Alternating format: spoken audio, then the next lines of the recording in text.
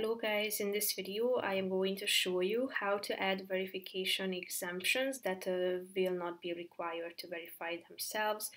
But first I just want to mention, don't forget to subscribe to my channel because at 10,000 subscribers I am going to show you my whole YouTube revenue statistics and growth strategy, how to make money online. Now let's jump into it. First of all, open the website and click on this profile button in the upper right corner, then tap on channel, and after that you should scroll down,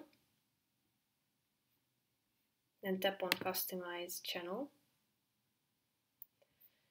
then tap on settings in this left side column, and within settings click on moderation, then scroll down to the channel privileges section, and here you can find verification exemptions that won't be required to verify themselves either via email or phone number. Here you can set your subscribers, VIPs or moderators. You can also set all to Twitch minimum recommendation as well. So that's pretty much it for this video, guys. See you in the next one. Bye bye.